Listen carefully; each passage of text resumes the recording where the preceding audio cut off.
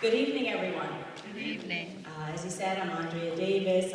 I'm Andre's sister. It's weird hearing him called Andre. We've never called him Andre. He's Droopy to us. Droop for short. So when I refer to him, I'll refer to him as Droop.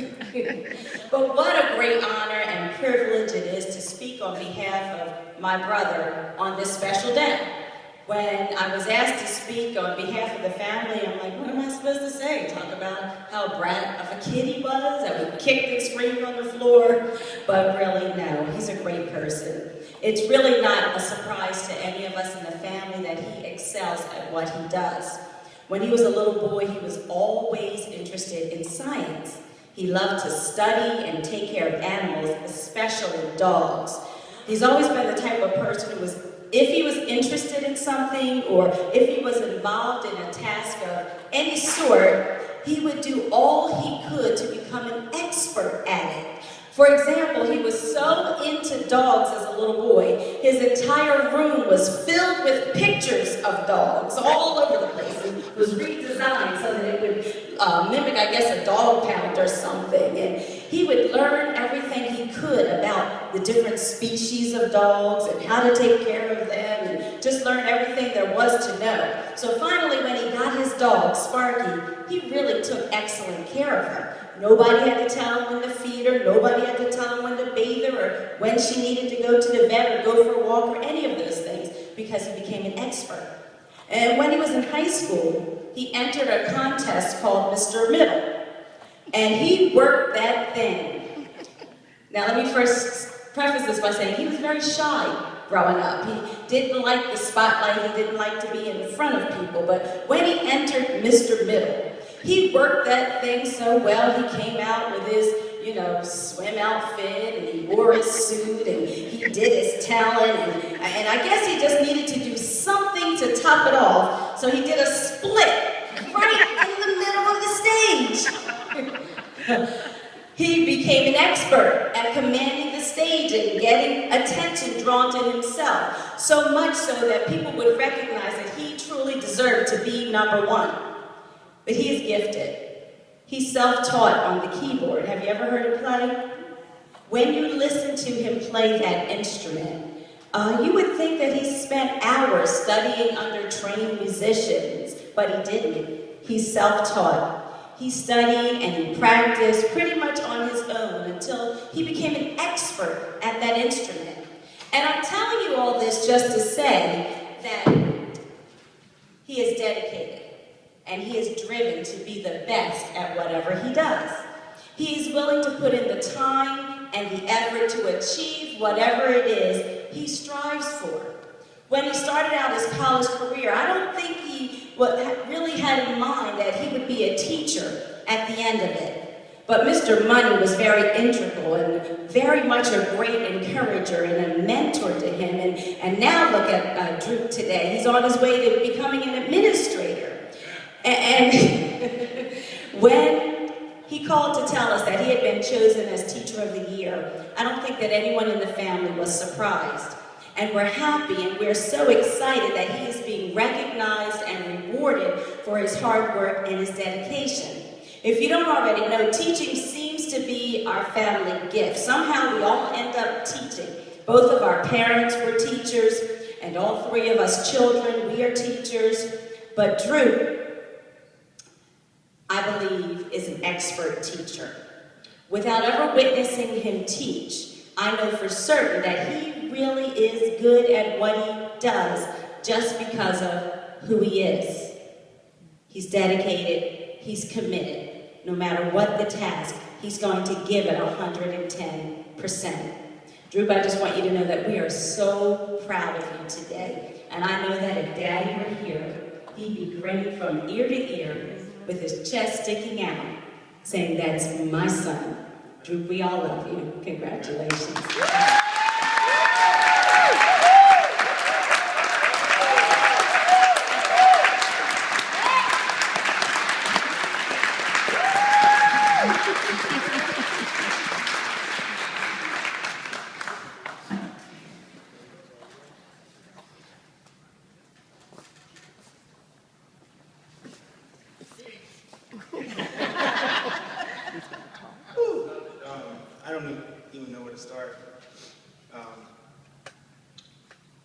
When I bought that white suit, I really thought I was getting a nice suit.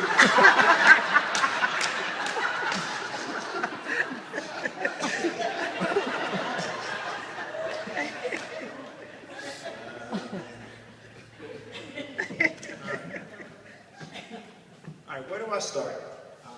First of all, I want to say congratulations to Stacy Greathouse. You are very deserving of it. I remember the days that I used to go and pick you up. You used to drive. We had many conversations, and those were the good old days. I'm very honored to be here before you this evening. Never in a million years did I ever expect to receive recognition for being BCIT's Teacher of the Year. And as I was preparing a few words to say at tonight's event, I began to think back over my career as an educator.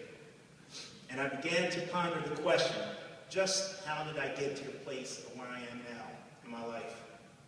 A college graduate, a teacher of 11 years, BCIT's Teacher of the Year, currently finishing up a master's in educational leadership.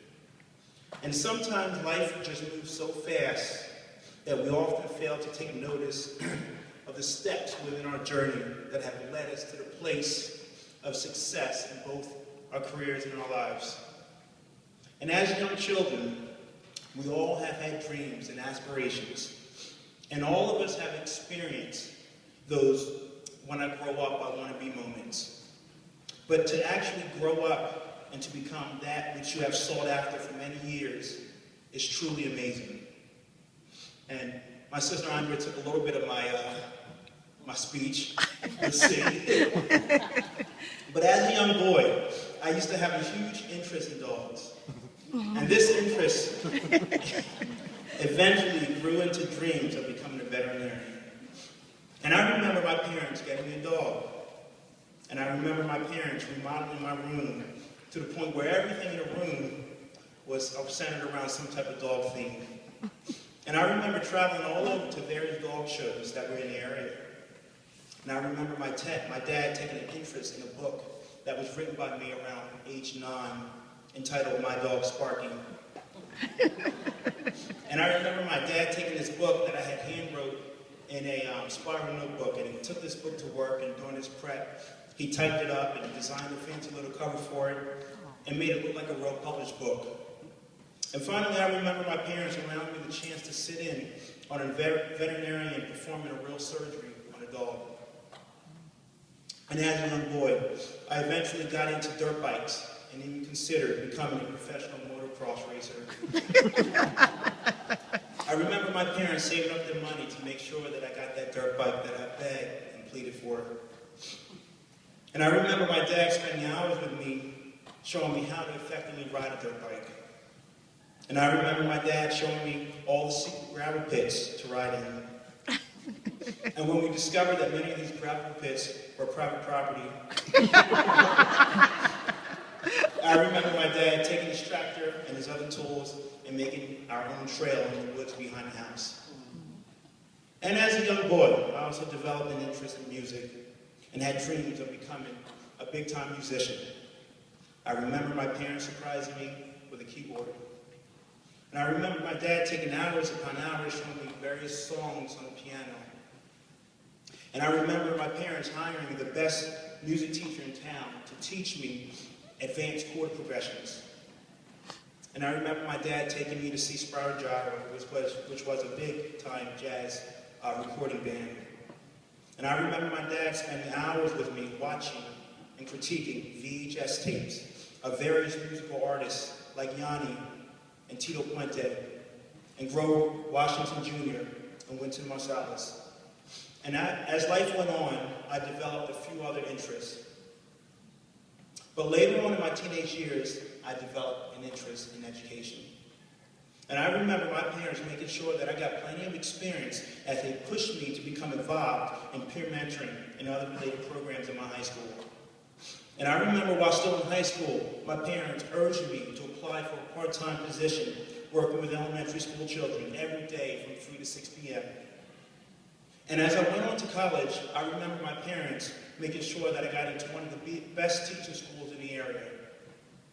But most importantly, I remember my parents modeling how to make teaching a lifestyle rather than a career. Now, obviously, I didn't turn out to be that veterinarian or that professional motocross racer or that big-time musician, but some 15 years later, my little interest in education has blossomed into an awesome and rewarding career. And while I know my dad, who is no longer with us, would have loved to see his son nominated as Teacher of the Year, I would like to say that this award that I'm receiving tonight is not a reflection of me. It is not a reflection of anything that I have done. But Mom, it has everything to do with the hard work that you and Daddy put into raising all three of us. And I would like to say, job well done. Yeah.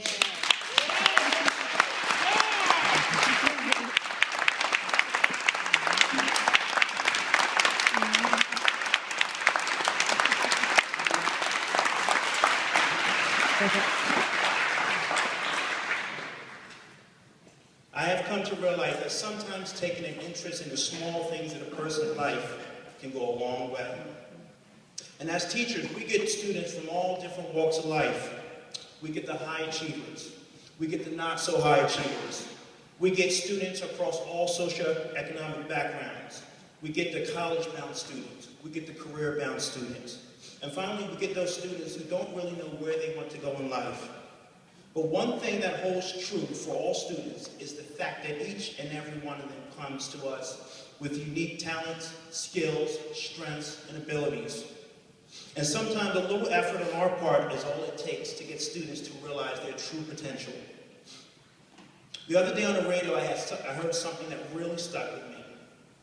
The two most important days of a person's life are the days they were born and the day they realized why they were born. Some of us were born to be electricians, some of us were born to be architects, and some of us were born to be graphic designers. But whatever the case, each and every one of our students is great at something. And out of this greatness is a future waiting to blossom. And every seed that gets planted into the ground needs a little watering from time to time. And as we begin to notice seeds sprouting in our students, we as educators need to make it our responsibility to nurture, develop, and take an interest in the abilities within our students. And in doing so, we must allow these talents and skills to flourish in our classrooms so that we can begin to put students in positions where they can and will succeed. Now, when Mr. Venuto called me down to his office to inform me of the news that I had been nominated Teacher of the Year, on my way down to down the hallway into his office, I didn't know why he was calling me down, so the first thing I thought was, what joke went too far this time? Who did I make fun of this time? But as Mr. Venuto proceeded to tell me that I was nominated Teacher of the Year, I immediately thought of an episode in The Fresh Prince of Bel-Air.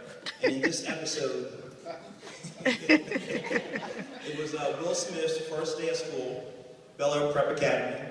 And, so he walks into the building, and he looks up on the walls, and he sees all these names of people engraved into the wall. And so he looks over to his principal, and he says, "Why are there so many names engraved into the wall?" And so the principal replied, "These are our founding fathers. These are great individuals, and they will always be remembered by their names being engraved on the wall." And so later on in the episode, Will Smith pulls out his keys, and he goes into one of the classrooms, and he begins to engrave his name, Will Smith, onto his desk. And so, of course, Carlton tells him, like he always does. And so when Will Smith was asked, "Why did you deface school property? Why did you put your name on the desk?" Will Smith's response was, "I wanted to be remembered along with the greats."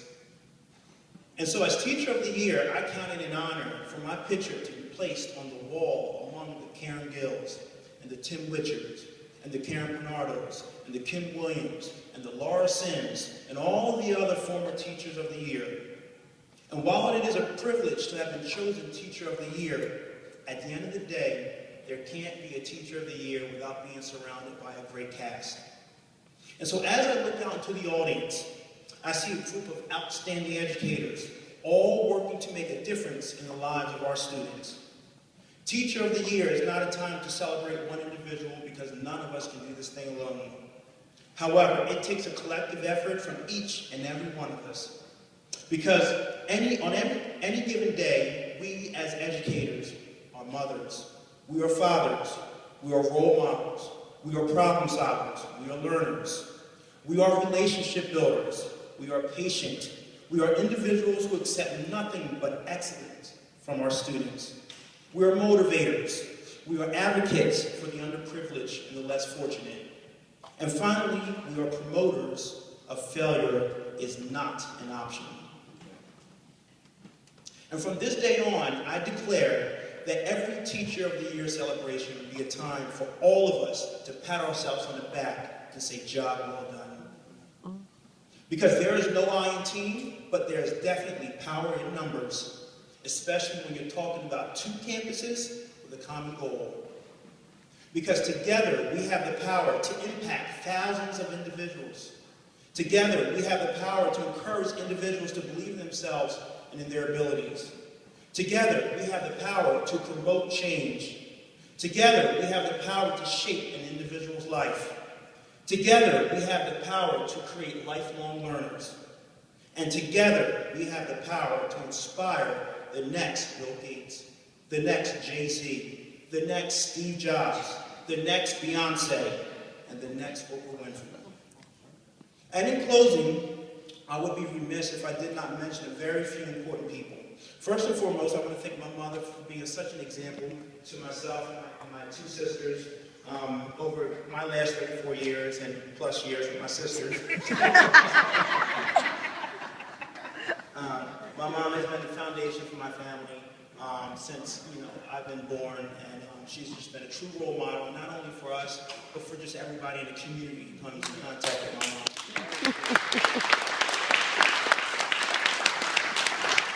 I want to thank my wife for 5 years, and the mother of my child for being there every step of the way throughout my career, and as I endeavor to become a future administrator. I want to thank my principal, Mr. Venuto, for being a leader, a role model, and for creating an environment in this building where teachers and students have no other option than to succeed.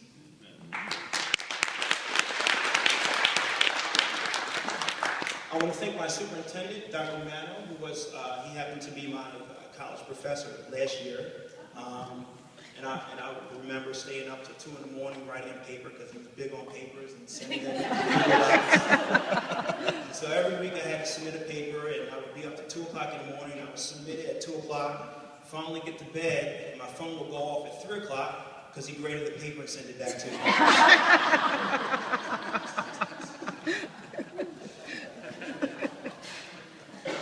I want to thank Dr. Hutton, who was unable to attend tonight's ceremony, but for just believing in me and pushing me to the next level in my teaching.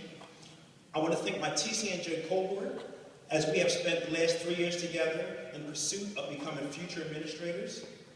I want to thank the science department for your professionalism and your willingness to do whatever it takes to improve science instruction in the classroom. And last but not least, I want to thank Mr. Money for simply giving someone like myself an opportunity. Amen.